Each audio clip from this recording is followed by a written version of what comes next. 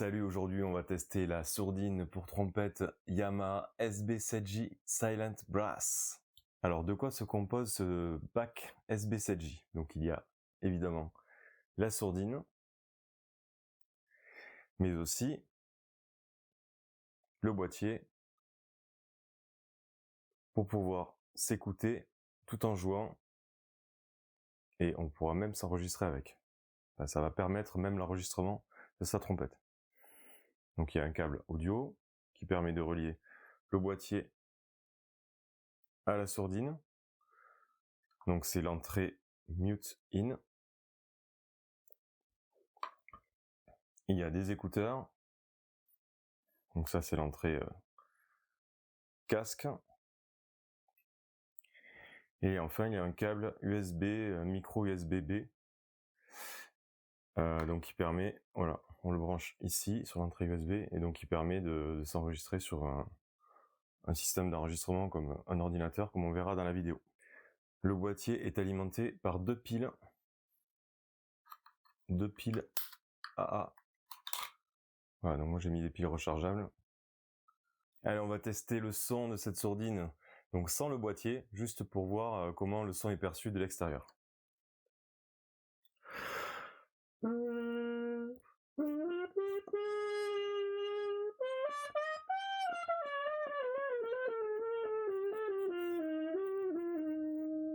Donc on remarque bien l'efficacité de cette sourdine.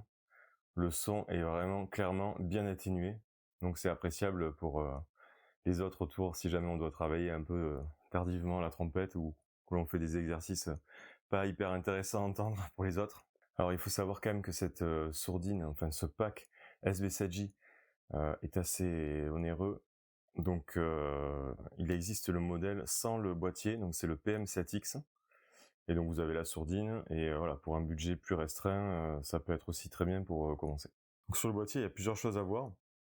Donc on a la possibilité de brancher donc ce qu'ils appellent auxiliaire in. C'est pour brancher donc par exemple un téléphone avec du son, ou un PC avec un câble audio qui envoie du son. Donc ça va permettre de jouer avec une bande sonore, par exemple une soundtrack, ou peu importe, une musique. Moi je l'ai jamais utilisé, il me semble. Ensuite il y a le port USB, donc pour brancher sur un système d'enregistrement. Ensuite il y a deux modes, play et auditoire, il me semble. Donc a priori le mode play c'est quand même plus pour soi, quand on joue pour s'entendre, et a priori le mode odd, donc auditoire, ça serait pour que les autres puissent aussi nous entendre. Le son doit être légèrement modifié. Mais honnêtement on va le tester, je suis pas sûr qu'il y ait une réelle différence. Ensuite il y a une molette, donc c'est reverb, donc ça va permettre d'intégrer de la reverb au son. Et d'ailleurs en parlant de reverb, il y a deux modes, donc il y a le mode room et le mode hall. Donc on verra la différence des deux, avec plus ou moins donc l'intensité à régler avec la molette. Et ensuite on a le bouton on off. Et de ce côté là, donc on a le mute in, donc c'est là où on met le câble donc de la trompette qui relie la sourdine au boîtier, donc le câble casque. Et ensuite on a deux molettes, donc mic et main. On verra aussi pareil, surtout à l'enregistrement, les différences. Donc ça c'est vraiment à régler pour trouver le compromis son saturation. Parce que si on force trop, que ce soit sur le mic ou sur le main, on va avoir un son enregistré qui va être hyper dégradé. Donc voilà, faudra jouer entre les réglages de la reverb. Donc là c'est pareil, hein, faut pas, si on met à fond, on verra bien que c'est pas forcément ce qu'on va rechercher. Et donc on va voir un peu la reverb et ces réglages là pour obtenir un son assez intéressant à l'enregistrement. Donc là pour l'instant on va tester le boîtier seul, sans enregistrer. Donc je vais le brancher. Alors les câbles c'est un peu chiant, ils sont assez courts en plus, alors surtout le câble de l'enregistrement, mais là quand même celui-là, bon ça on va dire que ça va, c'est pas forcément très long non plus. Donc là je le branche ici. Donc là je suis en mode player, je vais mettre les écouteurs.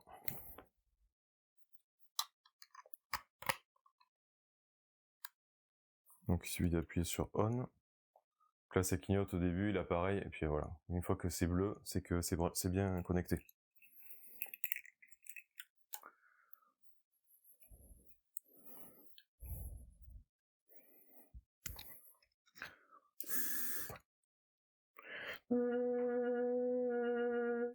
Ok. Donc, ce que je vais faire, c'est que je vais le brancher, comme ça on va avoir le son en même temps, donc je vais l'enregistrer directement sur l'ordinateur, et comme ça on pourra comparer un peu ce qui se passe en fonction des réglages. Allez, maintenant on va tester le son avec le boîtier. Donc le boîtier, quand il est allumé, on a un voyant bleu. Donc là je l'ai branché pour que évidemment vous entendiez le son que moi j'entends dans le casque. Donc on va mettre aucun effet de reverb, et on va mettre le potard mic les potards mic et main juste un peu au-dessus de la moitié. Voilà. C'est le réglage que j'utilise souvent.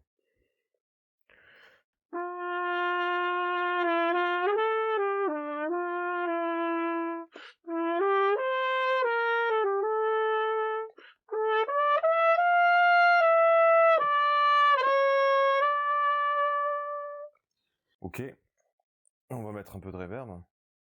Donc reverb room à fond pour vraiment voir l'extrême.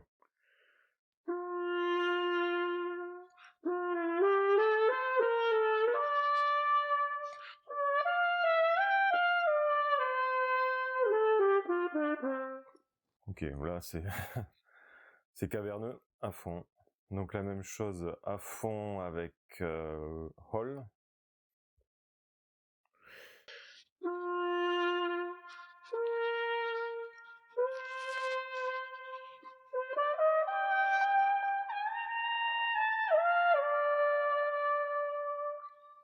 J'aime bien l'effet, voilà, c'est un peu extrême, mais si on lâche la note, c'est sympa.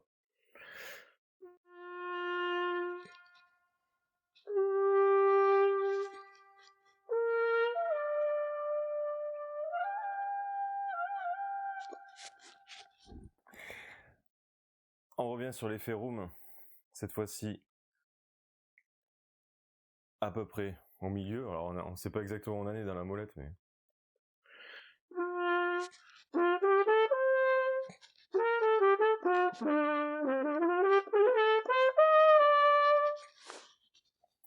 C'est bizarre comme cet effet-là, je suis pas fan en fait. C'est un peu ça qui est... En même temps, c'est une reverb mais qui est pas... Je sais pas comment dire, elle me plaît pas des masses. Alors que l'effet Hall, à peu près sur le même niveau, hein. On sent vraiment que la reverb elle est plus intéressante. Donc là je la baisse un petit peu.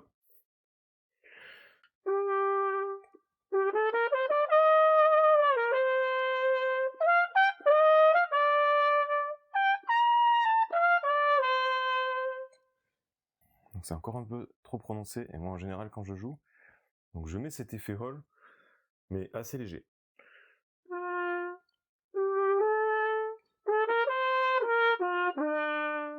C'est encore trop prononcé. Faut le mettre à peine en fait.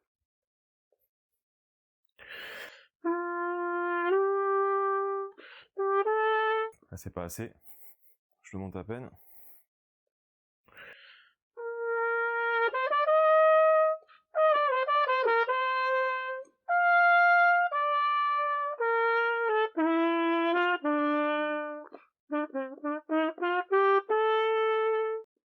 Voilà, pour les réglages.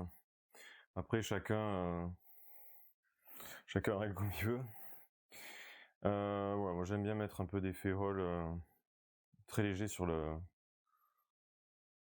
boîtier. On voit pas où j'en suis parce que la molette, il n'y a pas d'indicateur. Donc ça c'est dommage. Parce que du coup pour retrouver le réglage exact, on tâtonne.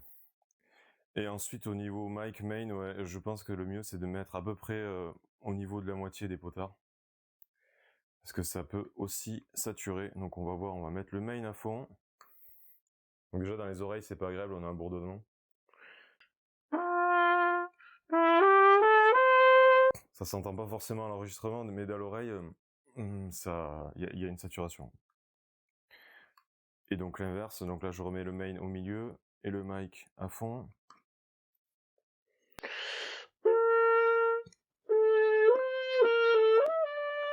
Alors pour le coup, il n'y a pas d'impact dans les oreilles, mais peut-être que sur l'enregistrement, oui. Donc on vérifiera. On vérifiera ça. Donc en gros, pour pas se planter, je mets un peu au-dessus de la moitié. Donc là, j'ai pas précisé, mais je suis en mode player. Ok. Et maintenant, je vais mettre le mode auditeur, pour voir la différence. À la fois côté enregistrement, sur l'ordi et sur la caméra.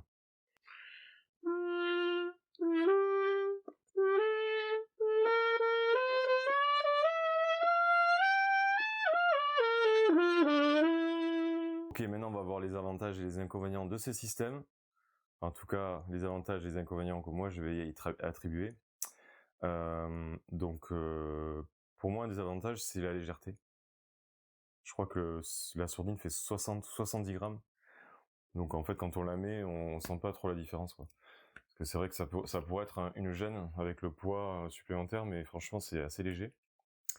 C'est pas du tout encombrant à transporter, même les câbles et le boîtier, donc ça peut rentrer dans un petit sac ou dans la sacoche la trompette.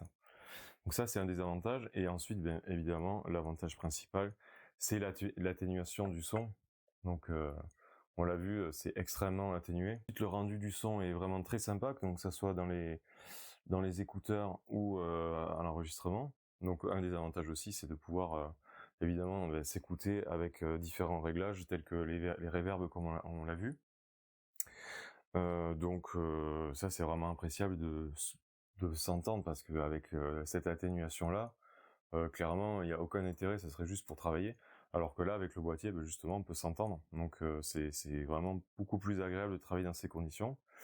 Et le fait qu'il y ait les reverbs intégrés, c'est quand même aussi un avantage, bien que finalement, moi personnellement, j'utilise que la version, le mode Hall, et à très petite dose. On peut rigoler avec les autres réglages, mais en fait, en temps normal, on va pas trop l'utiliser. Donc un des avantages aussi, bien sûr, c'est le fait de pouvoir s'enregistrer via le port USB. Moi j'utilise l'ordinateur avec Audacity. On lance l'enregistrement. Après je fais un traitement, j'enlève le fond, il y a un fond sonore, bruit sonore. Donc il faut prendre avec Audacity le pattern pour qu'il reconnaisse ce bruit-là, et ensuite on l'applique sur toute la ligne. Et en général, après on a un son correct. On n'a pas besoin d'ajouter des effets, éventuellement un compresseur ou normaliser la voix. Attention cependant aux réglages main et mic qu'il faut subtilement régler pour avoir un enregistrement, une qualité d'enregistrement optimale. Ensuite, au niveau des inconvénients, le premier inconvénient, c'est sûrement le prix de ce système. C'est autour de 230 € contre 90 €, il me semble, le modèle juste avec la sourdine. Un des autres inconvénients, je trouve, c'est le système d'alimentation, enfin de piles. Donc il y a 2 piles pour alimenter le boîtier. Moi j'ai mis des piles rechargeables, donc ça veut dire qu'il faut les recharger, ça veut dire qu'il faut avoir un système pour recharger les piles. Ça aurait été pas mal d'avoir peut-être un système de batterie. Après voilà, ce modèle-là, je sais pas combien d'années il a, mais ça doit faire un moment que Yamaha l'a produit. Ils n'ont pas itéré ils n'ont pas itéré dessus, il n'y a pas de nouvelle version. Et c'est vrai que le système de piles, ça peut être une contrainte. Du fait du modèle qui est vieillissant, un des problèmes, enfin un des inconvénients, on pourrait dire que c'est le système d'enregistrement, donc au niveau du câblage. C'est un câble USB, enfin c'est un micro USB-B, donc c'est plus vraiment standard. Donc là ils fournissent le câble. Alors d'ailleurs le câble est très court. Ça aussi, la longueur des câbles, je la trouve un peu courte. Si on veut chipoter, c'est un des inconvénients, mais c'est vrai que ce boîtier-là, il est vieillissant, donc il y a les piles, donc il y a l'USB qui est pas vraiment standard aujourd'hui. Donc peut-être qu'un jour Yamaha sortira, et je pense oui, qu'il y aura une amélioration de ce boîtier-là, ou des versions différentes. Alors c'est pas vraiment un inconvénient, mais c'est un bémol, c'est que moi j'ai pas compris, réellement la différence entre le mode, play et audio. Ouais, ce switch là. Franchement, j'ai lu des choses dessus, je vois pas trop dans la doc, il y a rien indiqué. Sur leur site, ils expliquent pas plus que ça. Je vois pas trop en quoi le mode, auditeur fait, enfin, je vois pas l'intérêt, quoi. Donc c'est pas un inconvénient, mais finalement, il faudrait pousser, voir, l'utilité réelle de ces, 2 modes. Et enfin, le dernier inconvénient, entre guillemets, c'est l'inconvénient de toutes les sourdines, c'est qu'il faut éviter évidemment de jouer trop avec. Donc par exemple, si vous jouez, je sais pas moi, 2 heures par semaine de la trompette, il faut pas jouer 1h45 avec ça. Donc faudra peut-être jouer, un quart d'heure, 20 minutes, une demi-heure, mais pas plus parce qu'en fait, ça va modifier notre façon de jouer. C'est quand même plus difficile à jouer avec une sourdine que sans. Ça compresse le son, et puis on peut prendre des mauvaises habitudes. Donc moi je suis personne pour dire il faut jouer avec ça ou pas, mais a priori c'est quand même pas hyper bon de jouer tout le temps avec. Donc moi ce que j'essaie de faire c'est de jouer, quand j'ai pas le choix je joue avec, mais sinon dès que je peux jouer sans, je joue sans. Voilà. Et maintenant tu t'abonnes, et merci beaucoup, à la prochaine.